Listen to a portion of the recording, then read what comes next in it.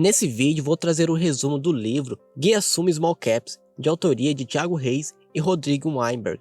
Esse é um dos melhores guias em português para você que tem interesse em investir em small caps e deseja trazer uma maior rentabilidade para os seus investimentos. Por isso, peço que assista esse vídeo até o final, que nele vou falar tudo sobre as small caps, as empresas com maiores potenciais na bolsa. Olá, esse é o canal Sabedoria Prática. Aqui vou trazer o melhor conteúdo dos melhores livros de investimentos e educação financeira para que assim você aumente seu conhecimento e possa se tornar um investidor mais qualificado, pois ainda creio que os livros são uma das melhores fontes de conhecimento para o investidor. Por isso, se inscreva aqui no canal, ative o sininho e deixe um like no vídeo para você não perder nenhum vídeo que eu postar aqui. Antes de iniciar a análise para se encontrar boas small caps, os autores do livro buscam explicar o que é uma small cap. Basicamente, small cap é um termo em inglês que quer dizer algo como capitalização pequena. Para explicar melhor, capitalização de mercado é o preço teórico que seria preciso pagar para adquirir todas as ações da empresa. E uma empresa de capitalização pequena é considerada como small cap. Mas aí surge uma pergunta: a partir de qual valor uma empresa é considerada uma small cap? Bom, não existe uma padronização nesse sentido, mas no livro é apresentado 3 tipos de classificações que você pode utilizar. A primeira são as faixas de capitalização. Aqui você pode estabelecer faixas de valores, onde se encaixariam as large caps, as mid caps e as small caps. Por exemplo, você pode estabelecer o seguinte critério: você pode colocar as large caps sendo acima de 15 bilhões de reais, e as mid caps você pode colocar como sendo entre 5 e 15 bilhões de reais. Já as small caps você pode colocar como sendo abaixo de 5 bilhões de capitalização de mercado. Como não existe uma padronização para isso, você pode estabelecer o seu próprio critério de identificação de small caps, mas é sempre bom ter bom senso na hora de estabelecer essas faixas. O segundo modo de classificar uma small cap é pela definição da Anbima. A Anbima, a Associação Brasileira das Entidades dos Mercados Financeiro e de Capitais, possui uma definição específica sobre o que são os fundos de small caps. Para eles, os fundos de small caps são os fundos cuja carteira de ações investe no mínimo 85% em ações de empresas que não estejam incluídas entre as 25 maiores participações do IBRX, o Índice Brasil, ou seja, ações de empresas com relativamente baixa capitalização de mercado.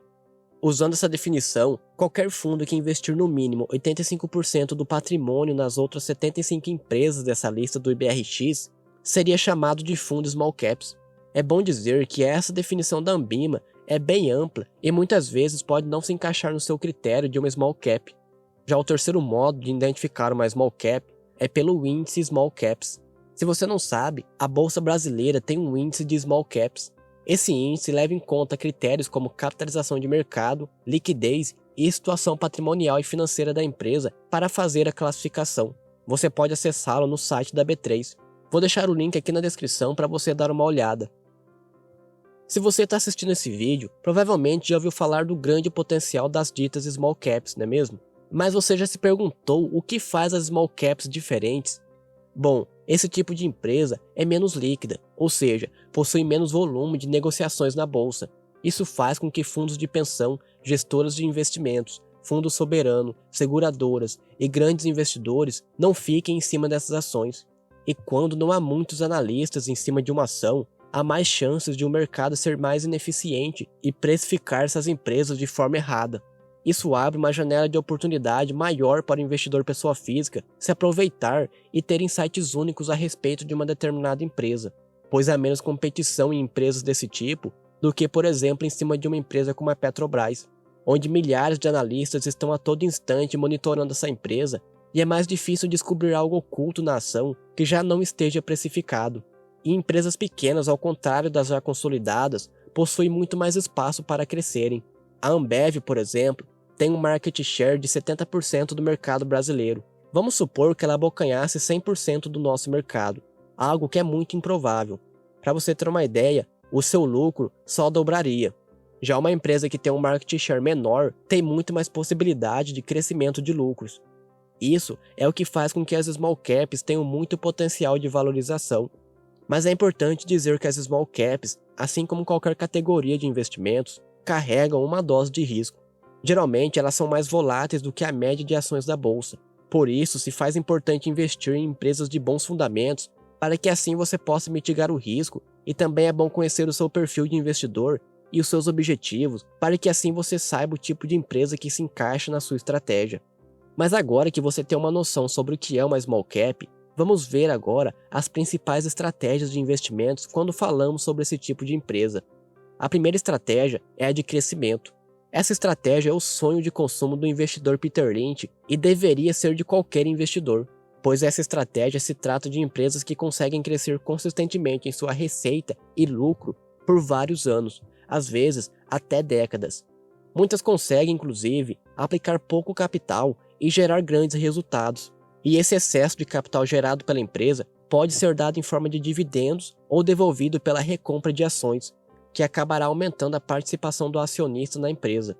Para dar um adendo, Peter Lynch considera que uma empresa é de crescimento quando ela cresce de 20 a 25% ao ano.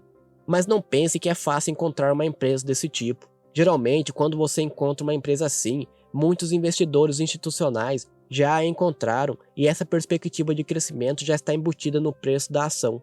Por isso, é preciso muita diligência, paciência e esperteza para aplicar essa estratégia de crescimento. E não é nem preciso dizer que se o investidor conseguir achar uma empresa desse tipo e ficar com ela por um bom período de tempo, com certeza verá seu patrimônio crescer muito ao longo do tempo e poderá resolver a sua vida financeira. Outro tipo de estratégia são a das empresas cíclicas. Essa estratégia se resume em adquirir empresas cíclicas quando estão na fase baixa do seu ciclo, e desse modo se aproveitar do movimento de subida da empresa. Note que aqui não estou falando do sobe e desce da bolsa, mas o ciclo de resultados e operacional da empresa. Empresas produtoras de commodities, automóveis, varejo e construção civil são exemplos de setores cíclicos que você pode se aproveitar e que geralmente acompanham a economia. Mas como pode ver, há um espectro muito amplo de setores dos quais você pode estudar para investir, e estudar todos eles é humanamente impossível. O mais adequado é que você desenvolva o que Warren Buffett chama de círculo de competência. Isso é, se especialize em um determinado nicho de investimento, como o setor de mineradoras, por exemplo, para que você possa ter conhecimento das várias variáveis que podem causar o crescimento ou não da empresa, e assim ter mais capacidade de tomar melhores decisões e aumentar a sua chance de sucesso. A outra estratégia é o Deep Value. Esse é o Value Investing clássico. Nessa estratégia, você busca comprar ações de empresas com um valor menor do que o seu valor de liquidação, espera que o mercado reconheça o valor da empresa e então se aproveita da sua valorização. Se você não sabe, o valor de liquidação é uma aproximação do que restaria aos acionistas caso a companhia alienasse todo o seu ativo e pagasse todo o seu passivo. Para você encontrar essas situações, é preciso buscar ativos no balanço que estão registrados por valores muito menores do que o valor de mercado. Por exemplo, uma empresa pode ter em seu balanço alguns terrenos que estão registrados com valores de muito tempo atrás, mas que hoje valem muito mais. Outra abordagem também é procurar ativos valiosos que ainda não foram registrados, mas isso é bem avançado. Mas tome cuidado para você não comprar negócios tão ruins que mesmo com um preço tão descontado assim, podem fazer você perder dinheiro. Não olhe só para os ativos da empresa, busque ver também a qualidade do negócio antes de investir, pois se for uma empresa com boa gestão, as chances de sucesso são muito maiores. E a última estratégia é a turnaround. Essa é uma estratégia de risco muito alto, mas que pode dar um grande retorno se for executada de forma correta. Ela basicamente se resume em comprar empresas praticamente mortas, acreditando na sua ressurreição. Se você acertar nessa estratégia, você pode ter retornos excepcionais, pois empresas quase falidas costumam estar completamente depreciadas. Mas o grande problema é acertar esse ponto de inflexão onde a empresa dá a volta por cima e começa a crescer. Por isso é mais prudente esperar para ver se o plano de recuperação da empresa está dando certo, mas não ao ponto de o mercado já ter precificado isso completamente. Agora, com essas estratégias já explicadas, vamos para o roteiro básico para analisar small caps. O primeiro passo é delimitar as candidatas a small caps. Você pode fazer isso no site da B3, vasculhando o índice de small caps da bolsa, ou você também pode buscar as composições dos fundos de small caps e ter algumas ideias. Essa consulta dos fundos pode ser feita no site da CVM. Mas como os fundos também não investem em papéis com baixa liquidez, você pode garimpar papéis que os fundos ignoram, indo no site Fundamentos e estabelecer um limite diário máximo de negociação de, por exemplo, R$ 50.000 e fazer a busca. Desse modo, você terá outras opções de empresas para analisar que não estão nos fundos de small caps. Agora vem o segundo passo, que é escolher uma estratégia. Como já vimos, há várias estratégias de investimentos em small caps, mas algumas exigem vasta experiência. Portanto, nesse início, é melhor preservar capital. Então, é melhor buscar empresas com um bom histórico de lucratividade. O indicador lucro por ação é uma boa escolha para saber sobre a lucratividade de uma empresa. Você pode usar a plataforma Pense Rico para fazer a sua busca. Lembre-se para sempre usar a amostra de um longo período, pois amostras pequenas podem enganar com resultados que são atípicos e que não refletem a realidade da empresa. E se você quiser ter certeza que os lucros realmente se transformam em caixa, veja o histórico de dividendos da empresa. Nesse caso, também pode ser usada a plataforma Pense Rico. Tenha em mente que lucros sem dividendos, dividendos sem lucro ou dividendos muito acima do lucro são sinais de alerta. O próximo passo é evitar empresas excessivamente endividadas. Obviamente que o uso de capital de terceiros é importante para o crescimento da empresa, mas ela precisa ser eficiente na alocação de recursos, pois se esse capital não gerar retorno a ponto de fazer serviço à dívida, o lucro cai, e você, como investidor, deve evitar a todo custo essa situação. Obviamente que os melhores casos são aqueles em que a dívida bruta é nula ou uma situação em que o caixa é maior do que a dívida bruta, ou seja, a dívida líquida é negativa. Para explicar melhor, a dívida bruta é a soma de empréstimos, debêntures e financiamentos de curto e longo prazo. Já a dívida líquida é a dívida bruta descontados o caixa e aplicações financeiras de alta liquidez. No caso da dívida bruta, você pode usar o indicador dívida bruta sobre patrimônio líquido e filtrar companhias com um limite de 10%. Lembrando que você pode fazer isso no site Fundamentos, digitando 0,1 na aba dívida bruta sobre patrimônio líquido.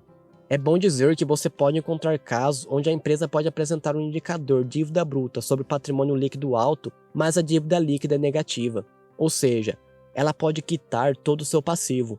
Isso acontece porque algumas empresas possuem um modelo de negócio pouco intensivo em capital. Por exemplo, varejistas que alugam maior parte de suas lojas podem ter um PL baixo, pois os imóveis não são registrados no seu balanço. Isso pode fazê-la ter uma relação dívida bruta sobre o PL alta.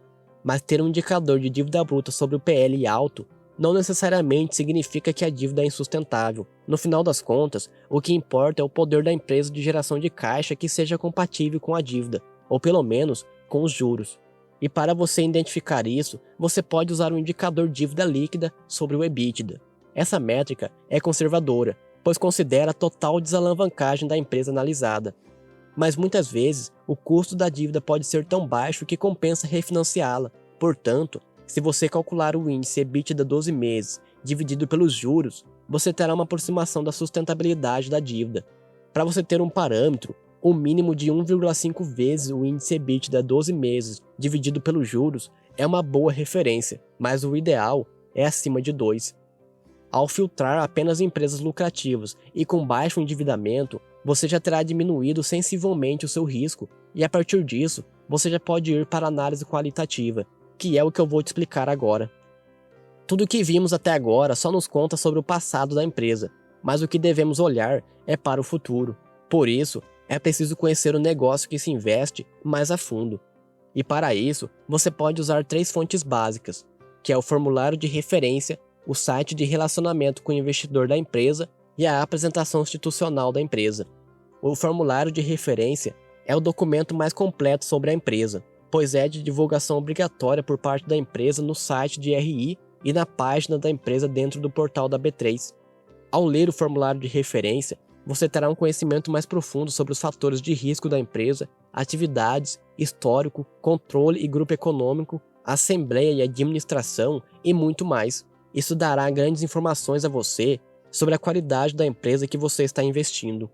Mas mesmo com toda essa avaliação sendo bem feita e havendo uma boa projeção para a empresa, o preço da ação pode ser um impeditivo no momento da sua análise. Por isso, é preciso valuation, pois é essencial evitar pagar caro demais. A recomendação dos autores do livro é comparar o PL atual com o PL médio da empresa nos últimos anos e comprar ações apenas quando o PL estiver próximo ou abaixo do PL médio da empresa. E se você quer focar em dividendos, o Dividend Yield é um bom indicador para indicar o momento de compra. Por exemplo, você pode estabelecer um critério de Dividend Yield sendo igual ou acima de 6%, e quando a empresa couber nesse critério, você pode comprar sua ação. É assim que Décio Bazin investia, por exemplo. E eu tenho um vídeo que explica em detalhes essa estratégia do Décio Bazin, que eu vou deixar aqui no card se você quiser ver mais tarde. Se você não é um investidor de small caps, pense seriamente em se tornar um. Pode ser uma pequena parcela da sua carteira que vai fazer uma grande diferença no longo prazo, pois buscar empresas pequenas que estão fora do radar de analistas, com um bom modelo de negócio, com boa gestão e grande perspectiva de crescimento, sempre se mostrou ser uma ótima estratégia de investimento. E esse foi o resumo do livro Guia Small Caps da Suno Research. Espero que você tenha gostado do conteúdo. Até a próxima e um forte abraço.